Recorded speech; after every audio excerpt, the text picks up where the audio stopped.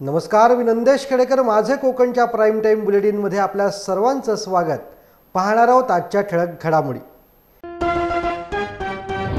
हिवाळी अधिवेशनात अनेक मुद्दे मांडून आवाज उठवणार आमदार भास्कर शेठ जाधव यांची माहिती.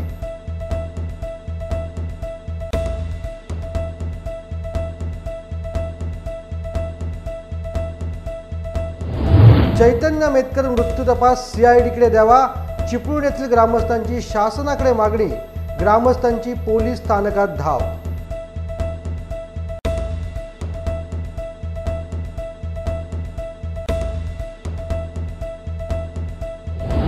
नैना प्रकल्प रद्द करावा यासाठी पनवेलमध्ये आमरण उपोषण.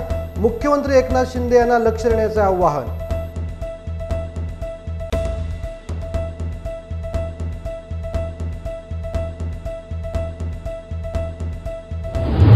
आणि गुहागरमध्ये आढळलेल्या खवले मांजराला जीवदान. वन विभागाच्या वतीने सोडले नैसर्गिक अधिवासात.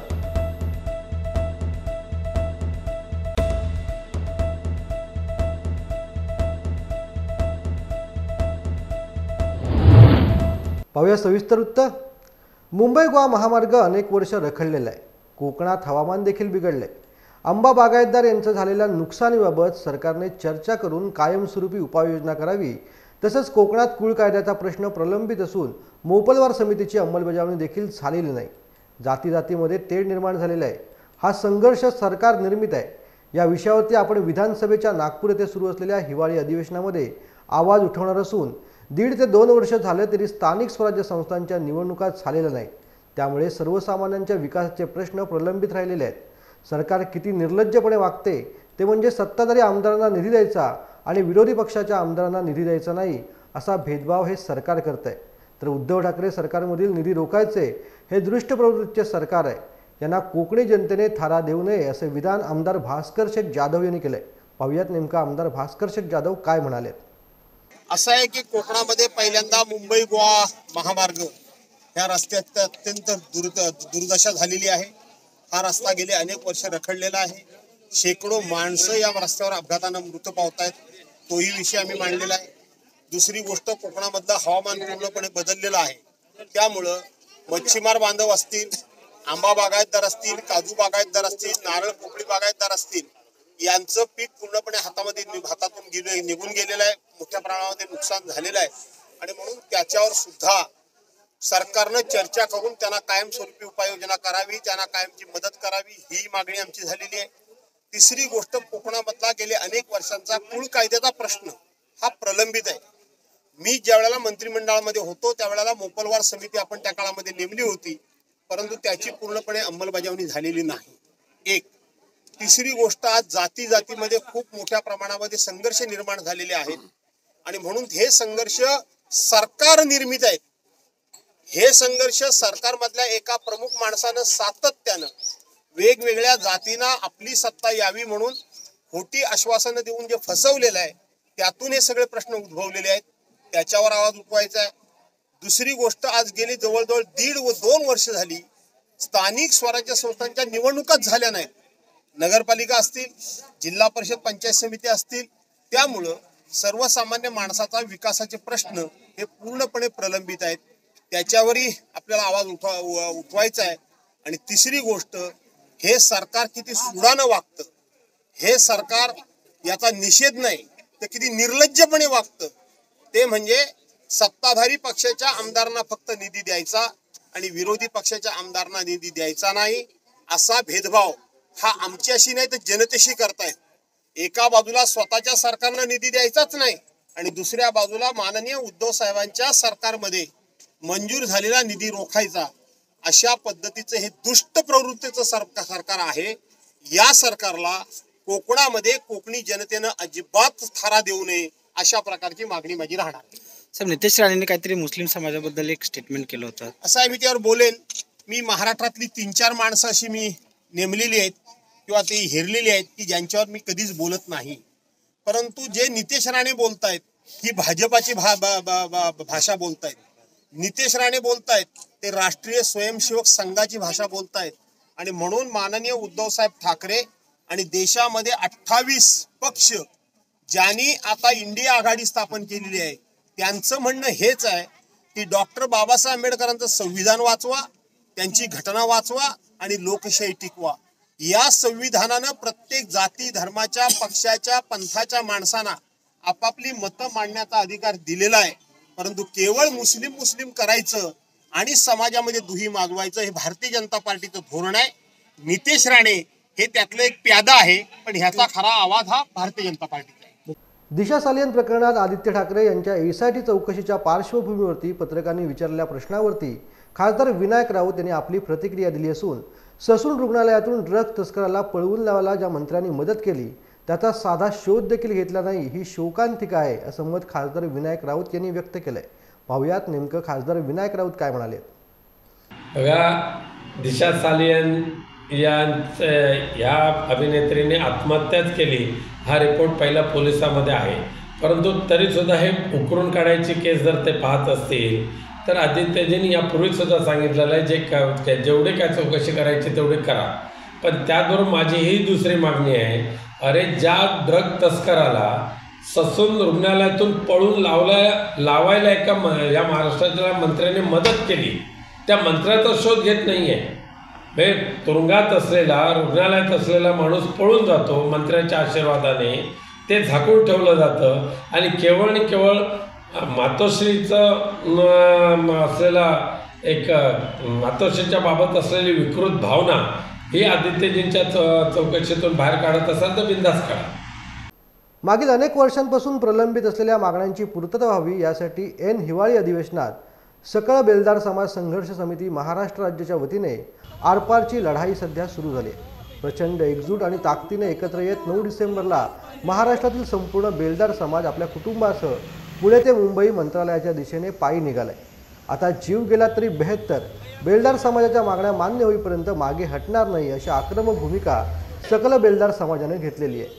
राज्याचे मुख्यमंत्री सर्व आंदोलक समाज घटकांना भेटून त्यांच्या मागण्या पूर्ण करण्याच्या सकारात्मक भूमिकेतून आश्वासन देतात, मात्र बेलदार समाजाकडे सरकार कायम दुर्लक्ष करीत आलेलं आहे। बेलदार आंदोलकांना मुख्यमंत्री एकनाथ शिंदे यांनी भेटावे आणि त्यांच्या मागण्या मान्य कराव्यात अशी आग्रही मागणी बेलदार समाजाने केली।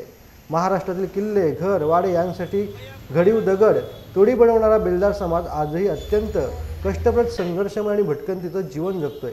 बेलदार समाजातील अनेक कुटुंब आजही गावाबाहेर शेतात झोपड्यांमध्ये वास्तव्य करत आहेत। या उपेक्षित समाजाला शासनाकडून मूलभूत पायाभूत नागरी सेवा सुविधा मिळाव्यात यासाठी बेलदार समाज आक्रमक झालाय।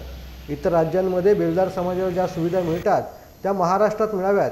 जातीच्या दाखल्याकरता 61च्या रहिवास पुराव्याची अट रद्द करावी, हक्काची घरं आणि पारंपरिक व्यवसाय म्हणून दगडखाणींची रॉयल्टी माफ व्हावी अशी महत्त्वपूर्ण मागण्या बेलदार समाजाकडून केल्या जात आहेत। शिवाजी महाराजांच्या काळात महाराजांनी 18 पगड जाती एकत्र करून स्वराज्य निर्माण केलं। त्या 18 पगड जातीमध्ये आपला बेलदार समाज सुद्धा होता, त्याचं अस्तित्व होतं, परंतु हे अस्तित्व आज दिसत नाहीये। छत्रपती शिवाजी महाराजांच्या काळात महाराष्ट्रात बेलदार समाजाचं अस्तित्व असून वास्तव्य होतं। छत्रपती शिवाजी महाराजांच्या काळात जेवढे गड किल्ले तयार केले त्याच्या मागे श्रेय हे बेलदार समाजाचं जात असतं। माहिती आहे तुम्हाला, आपलं दगड फोडून त्याला आकार देण्याचं हे मूळ व्यवसाय होता आपला बेलदार समाजाचा। दगड फोडून आकार देणं, विहिरी बांधणे, बंधारे बांधणे, तलाव बांधणे, गड किल्ले बांधणे हे काम आपला व्यवसाय करत होता। परंतु अलीकडे यंत्रसामग्री जास्त वाढल्यामुळे हा काम आता मिळण्याचं झालेलं आहे समाजाला। त्यामुळे मग जे काम मिळेल ते समाज आता करू लागलं। मोर्चा हा आपला जे जातीचा दाखला आपल्याला जो भेटत नाहीये, ज्याच्यासाठी 1961चा पुरावा लागतोय, तो आपला भटका जाती समाज असल्यामुळे आपल्याला तो भेटत नाहीये, त्यासाठी हा आपला मोर्चा चालू आहे। बेलदार हा भटका समाज आहे, फिरस्ता समाज आहे। 1961च्या पूर्वी आमचा समाज हा पालं टाकून वेगवेगळ्या गावांमध्ये जिथं रोजगार मिळेल, जिथं दगड फोडायचा किंवा बांधकाम करायचा व्यवसाय मिळेल त्या गावी आम्ही मुक्काम करायचो आणि पाल टाकून राहायचो। म्हणजे त्या गावच्या पोलीस पाटलाची परमिशन घेऊन आम्हाला राहावं लागत होतं। असा 1961च्या पूर्वीचा आमचा काळ होता। आणि आज हे सरकार हे आम्हाला 1961 पूर्वीचा मुळगावचा दाखला आणा म्हणतो। ज्यावेळेस आमचे वडील, आजोबा, पणजोबा हे कधी शाळेतच गेले नाहीत, त्यांना एक टायमाच्या जेवणाची भ्रमंती होती। अशा काळातला त्यांना दाखले हवेत। आम्ही भूमिहीन समाज आहे, भटका समाज आहे, घरादाराविना फिरणारा समाज आहे, पालं टाकून राहणारा समाज आहे. मग आमच्याकडे कोणता पुरावा असणार? बरं, हे 288 आमदारांना माहिती आहे, परंतु हे सरकार धनदांडग्यांचं आणि जमीनदारांचं सरकार आहे. त्यामुळं हे सरकार आम्हाला जगू देत नाही आणि त्यासाठी आम्ही मंत्रालयावरती आज पायी मोर्चा घेऊन निघालेलो आहोत. आणि जोपर्यंत आम्हाला न्याय मिळत नाही तोपर्यंत आमचे पाय थांबणार नाहीत. आणि एव्हाने जोपर्यंत आम्हाला मुख्यमंत्री भेटत नाही तोपर्यंत आमची परतीचा प्रवास सुरू होणार नाही, असा आमच्या आजच्या मोर्चाचा निर्धार आहे. सिडकोच्या विरोधात पनवेलमधील शेतकऱ्यांनी आक्रमक होत आंदोलनाचं हत्यार उपसलेलं आहे. 4 दिवस झाले हे आमरण उपोषण सुरू असून आज मधुकर पाटील या उपोषणकर्त्याने आपल्या बायकोला भूक लागली असल्याचं म्हणताच तिने भाजी भाकरीऐवजी दगड झाडपाला आणून दिला आणि चक्क या उपोषणकर्ते मधुकर पाटील यांनी देखील काचेचा बल्ब झाडपाला दगड खाण्याचा प्रयत्न केला. मात्र आजूबाजूच्या व्यक्तींनी रोखण्याचा प्रयत्न केला. यावेळी संताप व्यक्त करत खायचं काय याशिवाय पर्याय नाही. अगोदर MIDC मध्ये जमिनी गेली, आता नैना प्रकल्प मानगुटीवरती बसलाय. जमीनच कसायला नसेल तर बल्बसारखे पदार्थ फुकट खायला मिळतील आणि येणाऱ्या काळात तीच वेळ येईल अशी संतापजनक भूमिका उपोषणकर्ते मधुकर पाटील यांनी व्यक्त केले. यावेळी त्यांच्या पत्नीला देखील अश्रू अनावर झालेले पाहायला मिळाले.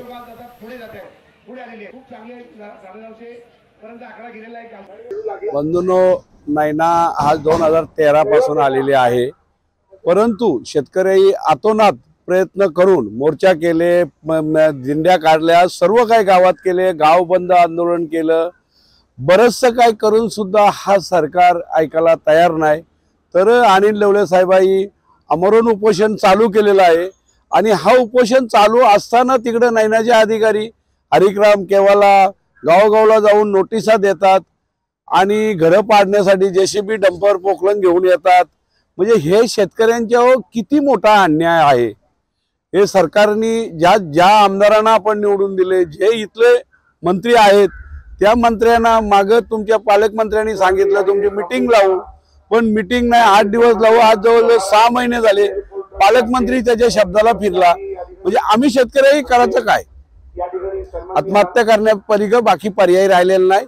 कारण हे जर असंच चाललं तर खरोखर मुख्यमंत्र्यांना एवढंच आमचं आव्हान आहे की किती लोक तुम्ही बळी घेणार आहात, शेतकऱ्यांचे किती बळी घेणार आहात हे तुम्ही विचार करा. सिडकोच्या विरोधात पनवेलमधील शेतकरी आक्रमक होत आंदोलनाचं हत्यार त्यांनी उपसलेलं आहे. नैना प्रकल्प हटावसाठी तुरमाळे गावातील अनिल ढवळे यांसह इतर प्रकल्पग्रस्तांनी आमरण उपोषणाला सुरुवात केली असून आज उपोषणाचा 4था दिवस आहे. या दरम्यान देखील सिडकोचे अधिकारी नोटीस देण्यासाठी आले असता त्यांना ग्रामस्थांनी हाकलून लावल्याचा व्हिडिओ देखील व्हायरल होतोय. जोपर्यंत मागण्या पूर्ण होत नाहीत तोपर्यंत आमरण उपोषण असं सुरू राहणार असल्याचं अनिल ढवळे यांनी सांगितले. यावेळी एका उपोषणकर्त्याला शेतकरीच्या मुलाने आपल्या वडिलांसाठी टिफिन घेऊन आला होता. मात्र या टिफिनमध्ये काच आणि दगड देखील होते.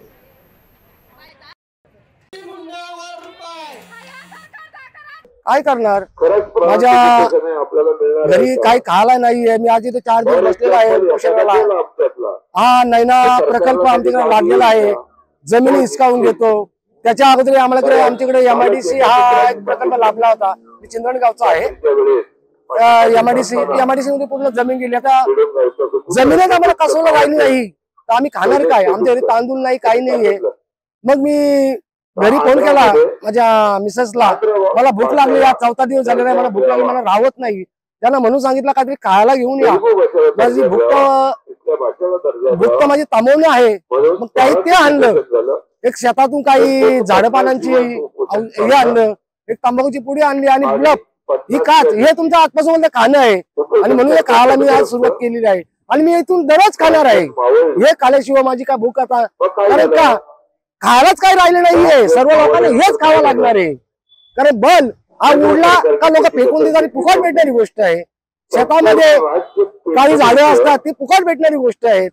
तंबाखू एक विकत आणलं लागतं, म्हणजे तंबाखू न खाताना सुद्धा ते खाऊ शकतो, खाईल माणूस, काही करेल. याच पद्धतीने आपला हा जेवण झालेलं आहे आणि याच पद्धतीने आपण जेवण आपला दिवस काढायचा आहे. बस मी एवढा बोलणार. धन्यवाद. चिपळूणच्या सवत्सडा धबधब्याजवळ गेल्या सोमवारी एका महिलेचा मृतदेह आढळला होता.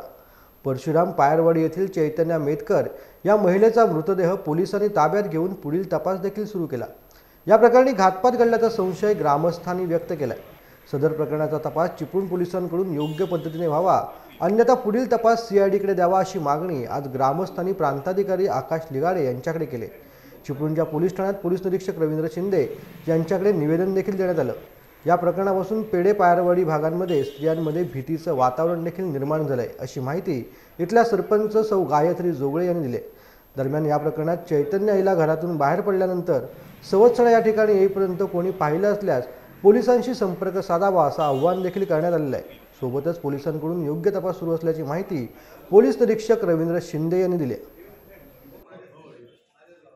माझी जी भाऊजाई होती तिचं नाव चैतन्य चंद्रकांत मेटकर। ही अत्यंत चांगलीच होती अशी, म्हणजे जेवढं आम्ही बोलू तेवढंच ती बोलायची, असं कधीही कोणाची कंप्लेंट केलेली नाही, म्हणजे घरातल्या लोकांचे तर अजिबातच नाही। आणि जे काय घरी काम असायचं तेवढंच ती करायची आणि असं कुठेही जायची नाही। मेन म्हणजे ती पहिलं इतकंच मी सांगू शकते। घटना घडल्यानंतर तुम्हाला काय शंका येते? म्हणजे कोणीतरी घातपात केलेला आहे हा, असं ती स्वतः जाणारच नाही आधी तिथून आमच्या इथून। त्या मनोरुग्ण होत्या वगैरे अशा पद्धतीची चर्चा आहे, तुम्हाला काय वाटतं त्या खरोखर होत्या की काय? त्या मनोरुग्ण होत्या वगैरे अशा पद्धतीची चर्चा? आधी आजारी होती ती, पण त्याच्यातून तिची ट्रीटमेंट करून ती खूप चांगलीच झालेली, 100% चांगली होती ती आता। तशी अजिबात ती काही असं म्हणजे असं म्हणण्यापलीकडेच होतं, म्हणजे चांगलंच वागत होती ती आता, जे काय वागत होती ती चांगलंच वागत होती। सोमवारी सायंकाळी संध्याकाळी 4च्या दरम्यान आमच्या गावातील एक महिलेचं म्हणजे काहीतरी चैतन्य मेटकर म्हणून त्या महिलेचं नाव होतं, ह्याच्यामध्ये सवत्सडा धबधब्याजवळ। तर त्या ह्याच्यामध्ये सवत्सडा धबधब्याजवळ जी डेड बॉडी सापडली होती तर तो एक ॲक्सिडेंट म्हणून असं म्हणजे दाखवण्यात आला होता। तर आमचं असं गावकऱ्यांचं पूर्ण म्हणणं आहे की ते ॲक्सिडेंट नसून पूर्ण तिच्या हातापायावरती जखमा वगैरे आहेत। तर आमचं असं म्हणणं आहे की ते घातपाताचं काहीतरी आहे, म्हणजे घातपात तिच्या बाबतीत घातपात झालेला असं आमची पूर्ण ग्रामस्थांच्या वतीने माझी आणि पूर्ण आमच्या ग्रामस्थांच्या वतीने आमची ॲक्सिडेंट नसून घातपात आहे। तर पोलिसांनी त्याच्यावरती कसून चौकशी व्हावी, कारण आमच्या शाळेच्या ज्या मुली येतात त्याच्यानंतर आमच्या ज्या महिला वर्गामध्ये खूप भीतीचं वातावरण पसरलेलं आहे। कारण अशा पद्धतीने जर महिलेच्या बाबतीत एखाद्या होत असेल तर ही खरंच म्हणजे अपमानास्पद गोष्ट आहे आणि भीतीचं वातावरण एवढं पसरलं आहे की आमच्या संध्याकाळी मुलीसुद्धा घराच्या बाहेर पडायला घाबरतात। म्हणजे ह्या बाबतीमध्ये कठोरात कठोर पोलिसांनी लक्ष देऊन गांभीर्याने हा विषय घ्यावा, सखोल तपास करावा आणि त्या तपासामध्ये निष्कर्ष जो काय असेल आणि जर आरोपी सापडला असेल ह्या घातपातामागे जर कोण खरंच आरोपी जर असेल तर त्या आरोपीला कठोरात कठोर शिक्षा व्हावी असं आम्ही निवेदन पोलिसांना आत्ताच आम्ही ह्या पूर्ण आमचे ग्रामस्थ जे आहेत जवळजवळ 200 आमचे पूर्ण महिला आणि टोटल जेंट्स मिळून दोन्ही मिळून 200-250 ग्रामस्थ माझ्यासोबत आहेत। आज आम्ही निवेदन दिलेलं आहे पोलिसांना। चैतन्य चंद्रकांत मेटकर खरोखर गुणी मुलगी होती आणि सांगायचं म्हणजे सर्वांशी ते प्रेमळ वागायची। दुसरी गोष्ट जो हा अपघात झाला तो अपघात नसून 100% घातपात याची आम्हाला खात्री आहे, कारण की तो ज्या एरियामध्ये तिचा मृतदेह सापडलेला आहे त्या एरियाची तिला काहीही माहिती नव्हती किंवा ती तिथे कधी गेलेली सुद्धा नव्हती। आता विषय दुसरा राहिला मनोरुग्ण, तर ती त्या पद्धतीची नव्हती, 100% नव्हती, आजारी होती, मानसिक आजार होता तिला, पण ते असं डोक्यावरती परिणाम वगैरे हा तर प्रकार आम्ही 100% ॲक्सेप्ट करणारच नाही। आज तुम्ही काय मागणी केली पोलिसांकडे? आमचं एकच म्हणणं आहे की जो कोण नराधम आहे त्याला लवकरात लवकर पकडून त्याची सखोल चौकशी होऊन त्याला शिक्षा झालीच पाहिजे। चैतन्य मेटकर हिचं जे दुर्दैवी मृत्यू झालेला आहे त्याच्याबद्दल तो घातपाताचा संशय आम्ही व्यक्त केलेला असून त्याच्यामध्ये तिचं या सर्व कुटुंबीय हे गरीब स्थितीमधील आहेत आणि तिचा पती जो आहे तो मुंबईला नोकरी करतो आणि असं असताना तिच्यावरती हा जो काय प्रसंग झालेला आहे तो योग्य रीतीनं तपास करावा आणि चांगल्या पद्धतीनं त्याचा तपास करून त्या कुटुंबाला न्याय द्यावा अशा तऱ्हेची विनंती केलेली आहे। आम्ही असं जिल्हाधिकाऱ्यांना पण निवेदन दिलेलं आहे की याच्याबद्दलचं जर पोलिसांकडून जर तपास कमी पडत असेल तर त्याच्यामध्ये CID चौकशीसुद्धा त्या ठिकाणी करावी अशा तऱ्हेची मागणी आम्ही केलेली आहे। आणि या परशुराम गावामधला हा प्रकार पहिल्यांदाच घडत आहे आणि अशा तऱ्हेचा प्रकार घडल्यामुळे असल्यामुळे परशुराम जे तीर्थक्षेत्र आहे त्या तीर्थक्षेत्राचा जो दर्जा आहे त्याला धक्का बसण्याची शक्यता नाकारता येत नाहीत. आत्ता सगळं भीतीदायक वातावरण आहे आणि म्हणून ह्याचा योग्य तपास व्हावा आणि आरोपी लवकरात लवकर पकडून त्याला कठोरात कठोर शिक्षा व्हावी अशा तऱ्हेची मागणी आम्ही सर्व ग्रामस्थांनी मिळून केलेली आहे. गुहागरमधील शृंगारतळी येथील मोहल्ल्यात मानवी वस्तीमध्ये आढळून आलेल्या खवले मांजराला वनविभाग गुहागरच्या कर्मचाऱ्यांनी सुरक्षितपणे पकडून नैसर्गिक अधिवासात सोडले. शुक्रवारी रात्री उशिरा हे खवले मांजर शृंगारतळी मोहल्ल्यात नागरिकांना दिसले होते. यावेळी नागरिकांनी तातडीने वनविभागाला संपर्क साधत खवले मांजराला वाचवण्यासाठी विनंती केली होती. दापोली मंडणगड खेड विधानसभा मतदारसंघात तसेच गुहागर चिपळूणखेड विधानसभा मतदारसंघात या दोन मतदारसंघामध्ये जी कोट्यावधी रुपयांची कामं आता सुरू आहेत ही कामे उद्धव ठाकरे मुख्यमंत्री असताना आपण मंजूर करून आणलेली कामं आहेत. खरं तर माजी आमदार संजय कदम यांनी या कामांची उद्घाटनं करणं गरजेचं आहे. दापोली मतदारसंघात जे लोक आता बॅनरबाजी करतायत, कोट्यावधींचा विकास कामांच्या गप्पा करतायत, खरं तर अनिल परब पालकमंत्री असताना व उद्धव ठाकरे मुख्यमंत्री असताना मंजूर झालेली ही कामं आहेत. या उलट शिंदे सरकारनं ही कामे मंजूर कामांना स्टे दिला होता. आम्ही लढा देऊन हीच कामे पुन्हा कार्यान्वित केलेली आहेत असं गुहागर चिपळूणखेड विधानसभा मतदारसंघाचे आमदार भास्कर जाधव म्हणाले.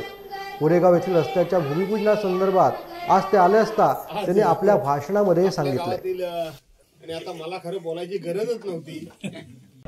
गाईला पण शेपूट असतं की नाही? गाईला शेपूट असतं ना, पण ती शेपूट किती लांब असतं. अंगावर माशी बसली तर ती हाकलते की नाही? शेपटी फिरवते का नाही? तिची लाज मागे असते. त्या लाजेवरती शेपटी ठेवून आपली लाज झाकते का नाही? बकरीला लाज झाकता येते? शेपुडी एवढं असं ते उलट, लाज पण उघडी आणि माशी पण हाकलता येत नाही अंगावरची. तशी आता ह्या शिंदे गटात गेलेल्या लोकांची अवस्था झालेली आहे. आता काही बोलता येत नाही. मला धन्यवाद द्यायचे आहेत. भाषण का लांबतंय, माझ्या खालनं देणं फोन येते, पण देव माझा ऐकतो. मग तो तुमचा भाऊजी ऐकतो का? माझी शारदा देवी ऐकते का? तुमची खेळची काळकाई ऐकते ते मला माहित नाही, पण ऐकतात देव माझं. आता तुमच्या गावातला भगत कोण आहे काय मला माहित नाही. आंब्याची पाणी टाकतो, पिंजरीवर बघतो का कशावर बघतो मला माहित नाही. मी काही ते काय बघत नाही, का माझ्यात गंडे दोरे काही नाही. आणि म्हणून मी सारखा देवाला प्रार्थना करत होतो. हे भाजपवाले नाकाला जीभ लावतात ना. आम्ही हिंदुत्ववादी, आम्ही राष्ट्रीय, आम्ही राष्ट्रभक्त, आम्ही देशभक्त, बाकी सगळे गद्दार, बाकी सगळे उधारा. कोण काय बोललं की पाकिस्तानात जा म्हणून त्यांना सांगतात. मी सारखा माझ्या देवाला प्रार्थना करत होतो. तो बिचारा नवाब मलिक, आणि जाहीरपणे बोललो, सभागृहात पण बोललो, कारण नसताना त्याला दाऊद इब्राहिमचा साथीदार, बॉम्बस्फोटातला आरोपी म्हणून त्याला खोटे आरोप लावून त्याला बिचारा जेलमध्ये टाकला. तो जामिनावर मी प्रार्थना करत होतो की त्याला अशी सद्बुद्धी होऊ दे की आता अजित पवार जे देवेंद्र फडणवीस बरोबर गेले त्या अजित पवारने हे पाठिंबा दिला पाहिजे. आणि परवाच्या दिवशी त्यांनी पाठिंबा दिला की नाही दिला? जाऊन बसले. आता एकनाथ शिंदे जे भाषण करत होते, आम्ही नाही बसू शकत बॉम्बस्फोटाच्या आरोपीच्या बरोबर. मी नवाब मलिकांना आता गेल्यावर भेटणार आहे. अजिबात खुर्ची सोडू नये, यांच्या कडवाच बसा. यांचं काय राष्ट्रीय महत्व आहे, यांचं काय राष्ट्रभक्ती आहे, काय देशभक्ती आहे, ही खरी यांची कळून द्या. बरोबर आहे का नाही? चोर लबाडते झाले एक नंबर. तुम्हाला काय वाटतं? नवाब मलिकांनी परवानगी घेतल्याशिवाय बसले असतील? काय वाटतं तुम्हाला? परवानगी घेऊनच बसले ना.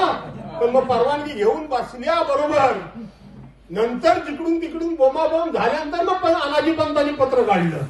बरोबर आहे? मी एका वाक्यात सांगितलं, हे काय असंच झालेलं नाही.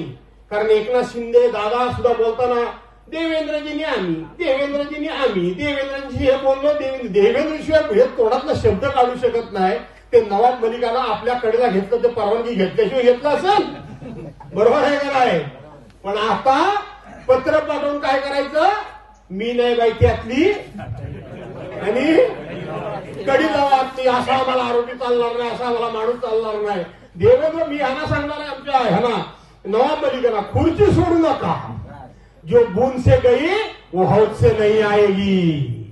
हे किती लबाडणी चोर आहेत हे एकदा नवाब मलिक, म्हणजे आपण घसा फोडून ओढून पण ते सिद्ध झालं नाही.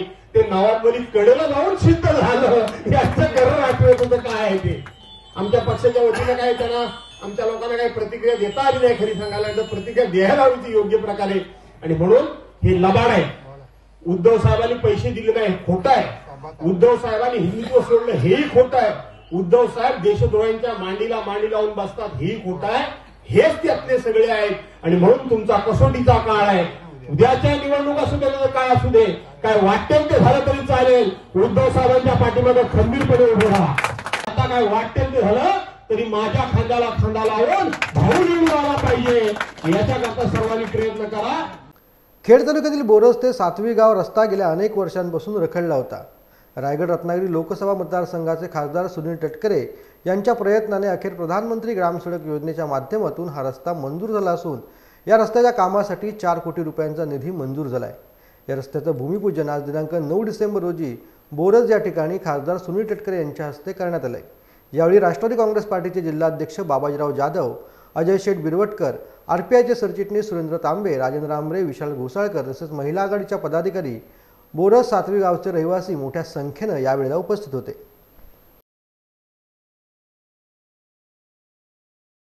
राजापूर तालुक्यात तळगाव ते वाकेड हा महामार्ग जवळजवळ 90% पूर्ण झाला असून अजूनही अनेक ठिकाणी सर्व्हिस रोड नसल्याने नागरिकांचे तसेच वाहन चालकांचे हाल होत आहेत. त्याचबरोबर राजापूर हातिवली येथील टोल नाका सध्या अपघाताला कारण ठरतोय. या टोल नाक्यावरती असलेले सूचना फलक तसेच दिशादर्शक फलक चुकीचे असल्याने वाहन चालकांना मोठा त्रास सहन करावा लागतोय.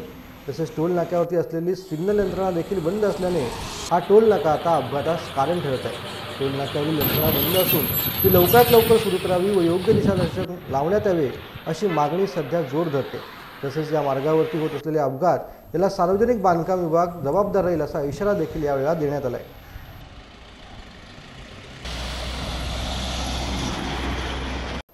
काही दिवसांपूर्वी झालेल्या 5 निवडणुकांमध्ये भारतीय जनता पार्टीने 3 राज्यात घवघवीत यश प्राप्त केले आहे आणि भारतीय जनता पार्टी पक्षात प्रवेशकर्त्यांची संख्या वाढताना दिसत असतानाच आज महाड शहरामधील गेली कित्येक वर्ष आपल्या विभागातील विकास कामे न झाल्याने महाड शहरातील कोटआळी तसेच देशमुख मोहल्ला येथील असंख्य मुस्लिम बांधवांनी आणि भगिनींनी भारतीय जनता पार्टीत जाहीर प्रवेश केला आहे.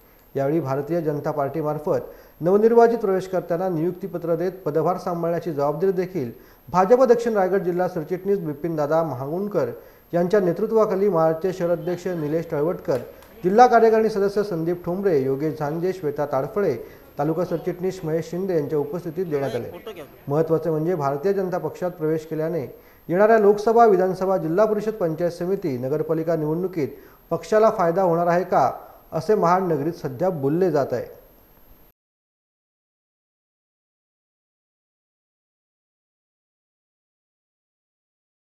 खेडमधील LP इंग्लिश स्कूल या प्रशालेत शालेयस्तरीय प्राथमिक व माध्यमिक विज्ञान प्रदर्शन संपन्न झाले. या प्रदर्शनासाठी शाळेतील अनेक विद्यार्थ्यांनी सहभाग घेतला. शिक्षकांच्या मार्गदर्शनाखाली विद्यार्थ्यांनी विविध प्रकारचे विज्ञान मॉडेल्स बनवून मांडले होते. नुकत्याच यशस्वी पार पडलेल्या चांद्रयानची प्रतिकृती, शेतकऱ्यांसाठी उपयुक्त तोफ, एनर्जी फ्रॉम वेस्ट, पाण्याचा निचरा, टेस्ला कॉइन असे अनेक सुंदर आणि उपयुक्त मॉडेल्स विद्यार्थ्यांनी बनवले होते. विद्यार्थ्यांना योग्य मार्गदर्शन करण्यासाठी सौ एवळे मॅडम, सौ जाधव मॅडम, सौ नदाब मॅडम यांनी विशेष सहकार्य देखील केले. दापोली तालुक्यातील गिम्होणे तेलीवाडी येथे श्री शनिकृपा हितवर्धक समाज दापोली मंडणगड खेड या तेली समाजाच्या संस्थेमार्फत आज श्री संताजी जगनाडे महाराज यांची जयंती मोठ्या उत्साहात साजरी करण्यात आली. संत जगनाडे महाराज हे तुकाराम महाराज यांचे शिष्य होते. जगनाडे महाराज यांनी तुकाराम महाराजांच्या अभंग गाथेचे रक्षण करण्याचं काम तसेच ते लेखनिक म्हणून विश्वासू सहकारी म्हणून त्यांनी केलेलं काम होतं. सदर कार्यक्रमाला यावेळी श्री शनिकृपा हितवर्धक समाजाचे अध्यक्ष डॉक्टर संदीप महाडिक, उपाध्यक्ष डॉक्टर प्रवीण झगडे, सदस्य प्रमोद रहाटे, सहसचिव राजेश झगडे, सदस्य सुभाष झगडे, मुकुंद महाडिक, जयवंत झगडे, रवींद्र जाधव, कार्यकारिणी सदस्य तसेच मोठ्या संख्येने सर्व ज्येष्ठ समाज बांधव, पुरुष, महिला उपस्थित होते. प्रत्येक गावागावात संत जगनाडे महाराज यांची जयंती तेली बांधवांनी साजरी केलेली आहे.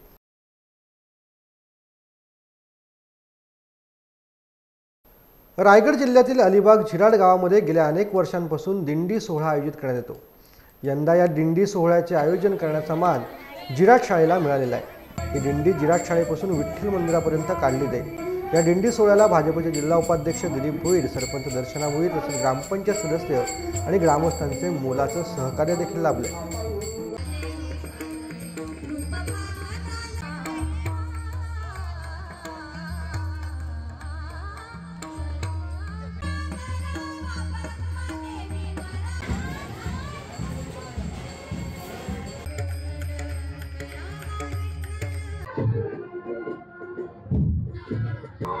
भागवत एकादशी निमित्ताने गेले अनेक वर्ष परंपरा जपत आलेले हे झिराड गाव आहे आणि इथे माध्यमिक शाळेच्या माध्यमातून गेले 21 वर्ष ही परंपरा जपण्याचं काम हे जे सर्व संत महंत यांनी जी आपला पंढरपूरचा वारसा जपलेला आहे आणि त्या वारशाबरोबर आज ही प्राथमिक शाळा झिराड यांच्या वतीने ही दिंडी सोहळा ग्रामपंचायत झिराड आणि प्राथमिक शाळा झिराड इथून विठ्ठल रखुमाई मंदिरापर्यंत जाते आणि तिथे जाऊन ती पूर्वत्वाला येतं। तर खऱ्या अर्थाने इथल्या लोकांनी आपलं देवाचं दर्शन कशा पद्धतीने पंढरपुरामध्ये जाऊन घेतलं जातं त्या पद्धतीने स्वतः इथे JM पाटील सर असतील किंवा अरविंद दादा पाटील असतील, या ग्रामपंचायतीच्या सरपंच दर्शना भोईर असतील, उपसरपंच माने मॅडम असतील, त्यांनी गेले अनेक वर्ष ही परंपरा जतन केलेली आहे आणि या परंपरेचं खऱ्या अर्थाने आज दिंडी सोहळ्यात ही भागवत एकादशी निमित्ताने ही दिंडी धन्यवाद। हा दिंडी सोहळा कार्तिक वद्य एकादशी निमित्त आपण पाहत आहोत। या दिंडी सोहळ्याची सुरुवात 2001 पासून समवर्गीय भागशाळा झिराड यांनी सुरू केली। या दिंडी सोहळ्याचा एक उपक्रम म्हणून हाती घेतलेला होता, परंतु त्या तत्कालीन आपल्या समवर्गीयचे सन्माननीय चेअरमन अरविंददादा पाटील यांच्या सहकार्याने ही दिंडी सोहळा चालत आला। परंतु 2016 मध्ये भागशाळा झिराड ही बंद झाली आणि मग हा दिंडी सोहळा कसा काय आता संपन्न होणार अशा प्रकारची सर्व ग्रामस्थांना शंका आली। परंतु आमचे सन्माननीय मार्गदर्शक प्रेरणास्थान आदरणीय दिलीप शेठ भोईर, माजी समाज कल्याण सभापती रायगड जिल्हा परिषद अलिबाग यांनी व ग्रुप ग्रामपंचायत झिराडच्या सन्मान्य सरपंच दर्शनाताई भोईर, उपसरपंच सुजाताताई माने आणि सर्व ग्रामपंचायत सदस्य, सर्व गावातील महिला मंडळ आणि या गावातील जे काही बचत गट आहेत आणि सर्व क्रीडा मंडळ यांनी एक सहकार्य केलं। एकत्रित येऊन हा दिंडी सोहळा संपन्न होणं गरजेचं आहे। आता वेळ झाले प्राईम टाईम बुलेटिनमध्ये इथेच थांबण्याची, मात्र तुम्ही पाहत राहा फक्त माझे कोकण।